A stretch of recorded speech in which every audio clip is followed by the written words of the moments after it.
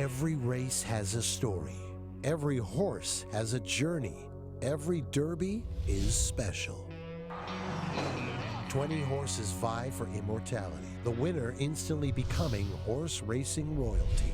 Past Derbies have introduced legends, witnessed brilliance, and have seen the underdog rise above all others. And on the wire, it's Giacomo who has won! But in one year in particular, in the most unlikely of Derbies, the stars aligned and gave us a Derby unlike any other. And when the mud cleared, one of the longest shots ever had carved his name in Derby history. This is the 2009 Kentucky Derby. You are looking at racing's Pantheon, Churchill Downs in Louisville, Kentucky. This is the palace in the sport of kings, and in just 1 week, a new prince will be crowned. Welcome everyone to Horse Racing Television's coverage of the 2009 Run for the Roses. There in the gate. The story of the 2009 Derby began with the story of I Want Revenge. I Want Revenge. Heavily favored, broke last of the field. He was absolutely flat-footed at the break. After an astounding Wood Memorial, I Want Revenge was the morning line favorite and had become an overwhelming fan favorite. But then on the morning of the Derby, the unthinkable. Big loss again. The morning line favorite, I Want Revenge, has been scratched. It is absolutely devastating. He was on the track yesterday, and when they took his bandages off this morning at about 4:30, they found that he had some inflammation in the right front ankle. We had to scratch him. There's not enough time to know whether it's safe or not. When the words came out that running could hurt the horse, I looked at both doctors and I said, then this is no debate. What are we talking about? We'll fight another day. But the scratch of I Want Revenge didn't brighten the skies for the other contenders. A substantial rainfall in the 24 hours prior to the race dampened the hopes of many and left the 2009 Derby wide open. With 19 horses, it was anyone's race to win. The morning of when they scratched I Want Revenge, I went to the jock room with this right here, a pair of a shirt and blue jeans, and I called the wife. I said, bring my suit. I said, because we're going to take our picture today. In the gate. And they're off in the Kentucky Derby. So down the backstretch run, Oyvind be fine, be well behind the rest of them. Is Mind That Bird. So down the backstretch run and join in the dance. An impudent long shot leader here, 50-1. Chocolate Candy is beginning to come alive now, and he's 8th on the outside. Then down toward the rail, it's Advice as the field turns for home. Top of the stretch, it's still joined in the dance with a tenuous lead. Regal Ransom and Pioneer of the Nile. Mind That Bird now is coming on to take the lead as they come down to the finish. And a spectacular upset. Mind That Bird has won the Kentucky Derby. An impossible result here.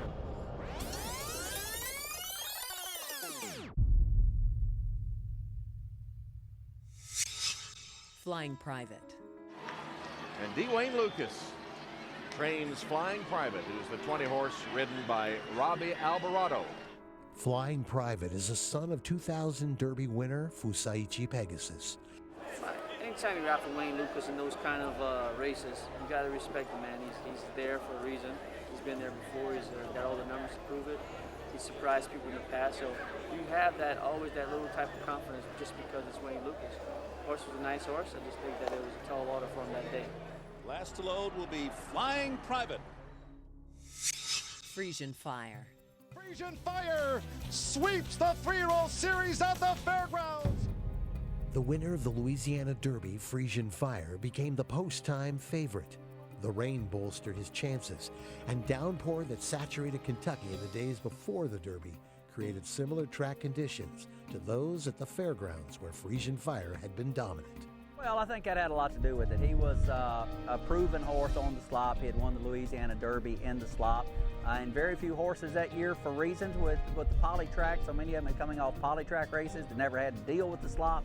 I think that was one of the things that kind of helped him. We knew he was a very good horse, and we knew the distance should be well. He's a son of AP Indy, so we knew the mile and a quarter should be no issue, and it seemed like the farther he was running, the better he was getting. So we went in with, I'm not saying overconfident, but we went in with a lot of confidence. We knew we had as good a shot that year as we had had with Hard Spun and 8 Bells, and we felt like this could be our year. He was trained by Larry Jones, who vowed that 2009 would be his last Kentucky Derby. But he came back strong in 2011 and guided Hava de Grace to Horse of the Year honors. Nowhere to hide. Over the last 3 days, we have lost 3 Derby prospects. Yeah, we lose Win Willie, we gain Nowhere to Hide. What did you just say? You said, are you entering just to run them? Yeah. What do you think the other 19 guys are doing? When Rebel Stakes winner Win Willie was declared out of the Kentucky Derby on the morning of April 29th, Nick Zito only had hours to decide whether or not to enter Nowhere to Hide in the Derby. Zito's experience as a 2-time Derby winner led him to enter the horse, despite not having been training for the race. Probably the most improbable horse to run in this Derby this year. I mean, it has to be Nowhere to Hide, trained by, of course, Nick Zito. Thank you. It is improbable, but, you know, we have an expression in sports, as you know, Mike, especially in our business, you got to just keep trying and just keep playing. And we're playing a game we're very fortunate to be in, and we're very proud and blessed and lucky to be number 20. Atomic Rain. Despite the universal birthday that impacts all thoroughbreds, Atomic Rain's actual birthday was on May 2nd, Derby Day. Everybody knows, what's the shortest way to the finish line? The fence. Mind that bird only had to come off the fence one time. I was in his way. I'm glad he didn't run me over, but he ended up going around me and winning that day. He was one of 2 horses entered by George and Lori Hall. After the Derby, both horses were purchased by Sheikh Mohammed's powerful Godolphin stables. Mr. Hot Stuff. The athletic Mr. Hot Stuff is a son of champion Tiz Now and brother of 2008 Santa Anita Derby winner Colonel John. Mr. Hot Stuff was gelded after the Kentucky Derby and found a second career as a steeplechase horse. Mr. Hot Stuff is probably the best specimen of a horse you can see. I mean, he's a beautiful, beautiful horse. I bought him from Owen Hardy, and I never went out to look at him. When he got here, it was like, wow, he's just what he advertised. Mr. Hot Stuff now gets clear. Desert Party. From the desert to the Derby, that has been Godolphin's battle cry. To win the Kentucky Derby, it's a dream for everybody. One of 2 horses entered in the Derby on behalf of Godolphin Stables. Desert Party won the UAE 2000 Guineas. Third and the favorite, Desert Party is coming away to win the 2000 Guineas. Godolphin's owner, Sheikh Mohammed, had dreamed of winning the Kentucky Derby by preparing in his home nation in the United Arab Emirates. Advice. Windstar Stables Advice won the Coolmore Lexington Stakes. Advice from dead last to take the Coolmore Lexington for jockey Gary. Long after his fellow entry mates retired, Advice, the last horse running for the 2009 Derby class, only recently concluded his racing career in 2012 at Turf Paradise in Arizona. He's been a character all the time. He wants to eat the water while you're spraying him off. His groom there, Sue, was eating Doritos one day and he wanted them, so she gave them to him and he ate them and wanted all of them. So, you know, that's just the funny part about them. He loves mints. He'd chase you around the stall all day for them. He's been a spoiled horse all along, I'm pretty sure of it. That same year, Windstar Farms, with the help of Maggie Moss and others, stepped up to sponsor the horse's retirement. And today, Advice is at the new Vocations Adoption Program.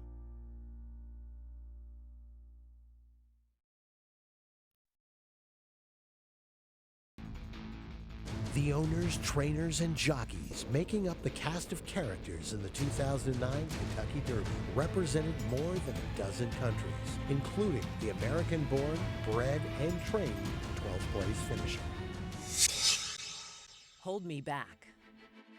Kent DeSorma was looking for another chance at the Triple Crown aboard Hold Me Back. The year before, DeSormo had easily won the Kentucky Derby and Preakness Stakes with Big Brown, before not even finishing the race at Belmont. Hold me back. I should have taken his name literally. I refrained to manage his speed. I think I turned on the backside on the fence, and I must have made up 10 lengths down the backside. I think I moved a little prematurely, got a little excited.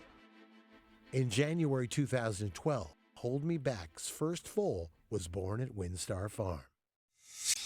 Dunkirk. Had the distinction of being the most expensive horse at that year's Derby. Dunkirk was purchased as a yearling for $3.7 million, compared to a horse such as Mind That Bird, who was purchased for a meager $9,500.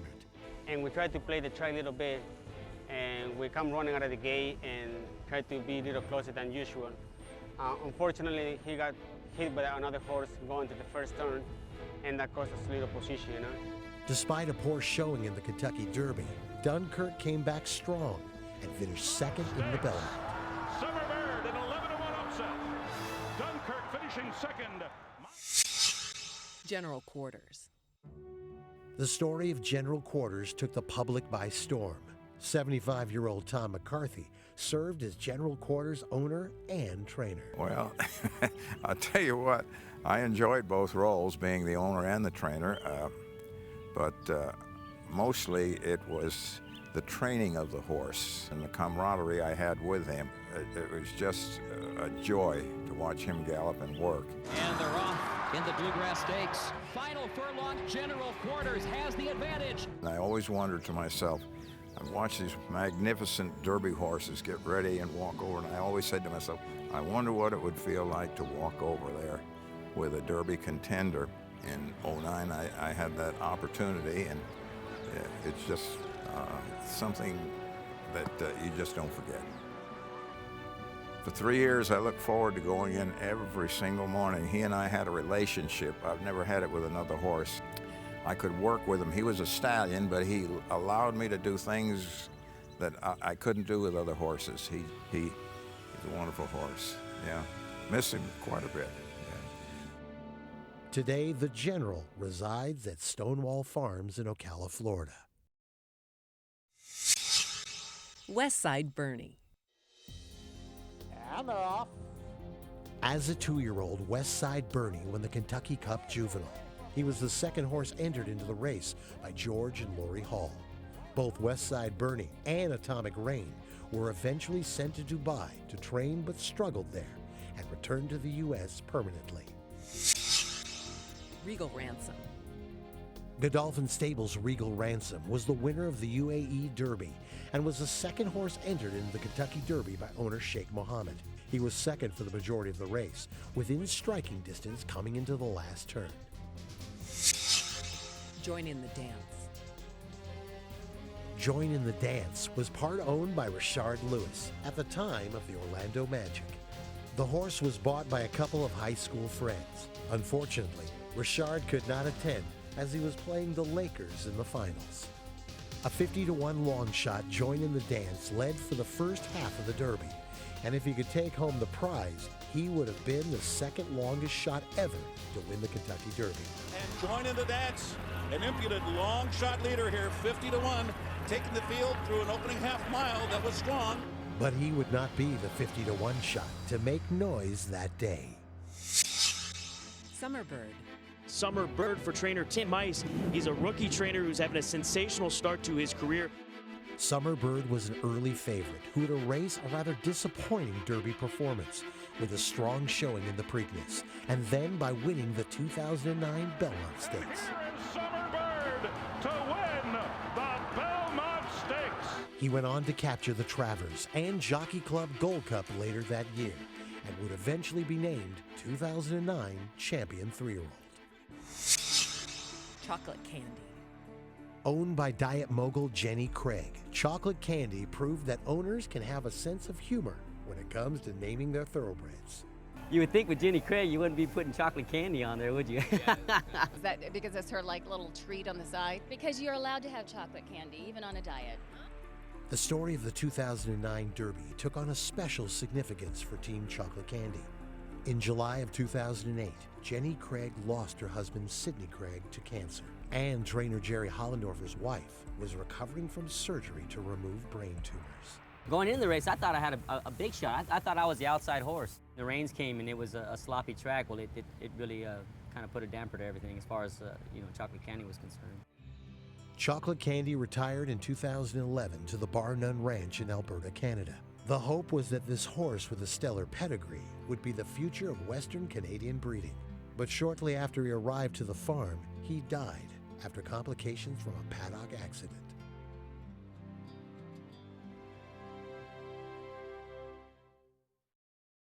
A clogged drain. Coming into the last turn, it appeared that three horses, Papa Clem, Musket Man, and Pioneer of the Nile, were all positioned to make a strong late push to take the victory. Papa Clem.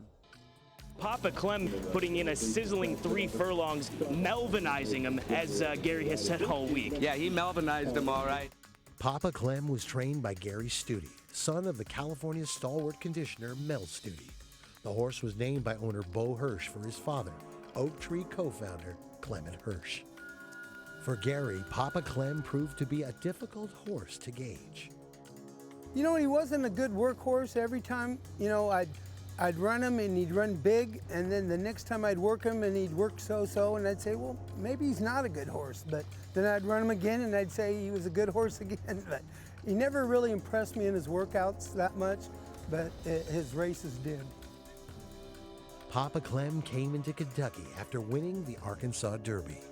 Gets the bird coming to the wire. The Derby goes to Papa Clem by an echo-fashioned second, Summerbird third, and Win Willie finished fourth. It was the thrill of a lifetime. I just hope I get one more shot at it. Musket Man. And Musket Man is flying on and might have got up in the shadow of the wire for trainer Derek Bryan. Musket Man finished in the top 3 in every race he ran, with the exception of 2. He had won the Illinois and Tampa Bay Derbies coming into that first Saturday in May. On that day, he was in the final gang of 3 that all thought they had a chance at the trophy. Pioneer of the Nile. Frisian Fire Chocolate Candy, who looked the best. Pioneer of the Nile, I liked what I saw, had liked what I saw, and continue to like it. Pioneer of the Nile always looks great in the morning, so this was no different. After I Want Revenge scratched on Derby morning, focus turned towards Santa Anita Derby winner, Pioneer of the Nile.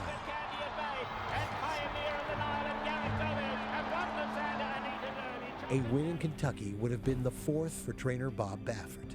For jockey Garrett Gomez, it would have been his first in the run for the Roses. You know, the Derby's always exciting when your horse runs his race. My horse ran his race. The Derby's like no other race that we usually run in. There's a lot of luck involved. So, it has to do with your post position draw, where a lot of times in regular racing, you're not too concerned about post position draw. Kentucky Derby, you are. I really thought for an instant there I was just going to win another Derby. Mind That Bird. Number 8 for Mind That Bird. Mind That Bird, 50-1. Overlooked by all and dismissed by many, very few believed that the 50-1 long shot had any chance at all in the run for the Roses. Chip Worrell and Calvin Burrell were among the few. For Chip, it was a once-in-a-lifetime opportunity. To be honest, for a guy like me, it's pretty overwhelming. You're thinking, man, you're going to the greatest race in the world without any doubt. It's the greatest race in the world. We really weighed it really hard between the Lone Star Derby and the Kentucky Derby, and we knew we'd get in the Lone Star Derby. Weren't so sure for the Kentucky Derby. But as soon as we knew we were in the Kentucky Derby, I called Mark and said, we need to go to the Derby. I said, this horse is going to love the 1.25 miles. With Chantal Sutherland aboard at Woodbine, Mind That Bird won 3 straight races. Mind That Bird and Chantal Sutherland to win the silver deputy. And I thought he was good enough to compete. Did I think I could win? It never crossed my mind winning. I thought I could run 4th. I thought he was live to be legitimate in there, But, little did we know how well he was going to step up to the plate at that point.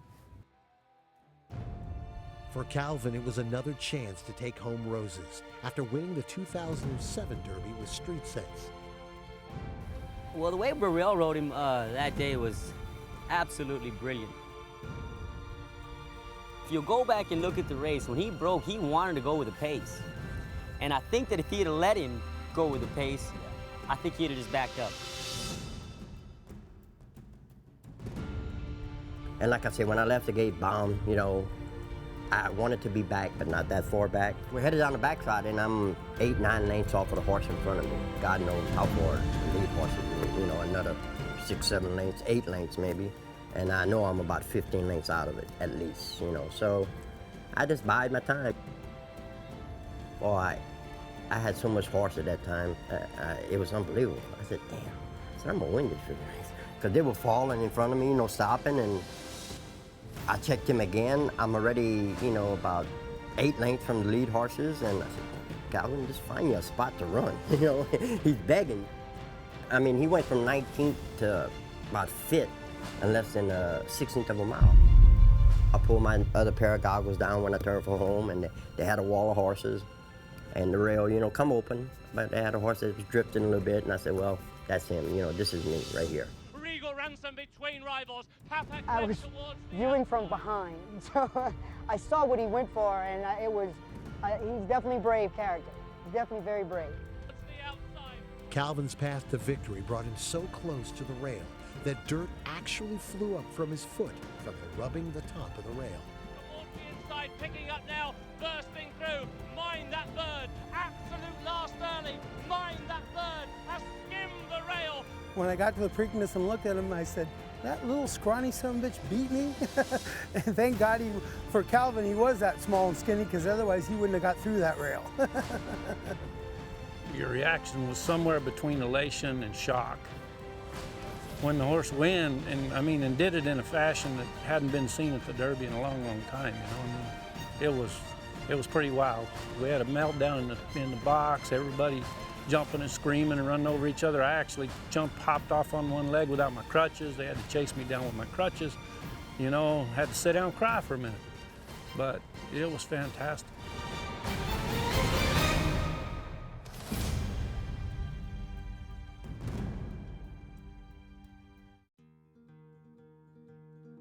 Does any other jockey on the planet win with that horse? Absolutely not. I don't think anybody would have had enough nerve to ride the race that Calvin did. Well, I went and looked at his left boot to see if he had white paint on it when he came back.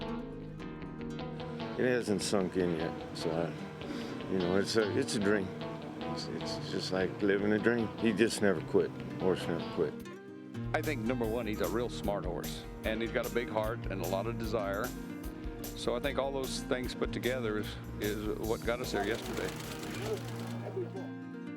Mind That Bird proved the race in Kentucky wasn't a fluke by running second to eventual Horse of the Year, Rachel Alexandra in the Preakness Stakes.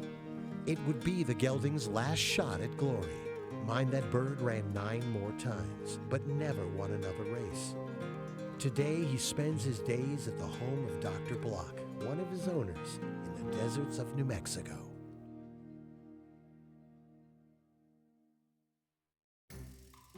I was just talking to Chip Woolery the other day. We were at a horse sale together, and we were talking about it, and he's got a ringer. Somebody called him, and the ringer is a call to the stretch. To the outside, higher, near the dial. Regal Ransom between rivals. Traffic left towards the outside. Lusty man is trying to stay on. Towards the inside, picking up now, bursting through. Mind That Bird. Absolute last early. Mind That Bird. That was pretty funny. He was like, you sorry bastard. There's probably 6, 7 people sitting in there. That's his ringer. Just he likes to rub it in a little bit, you know.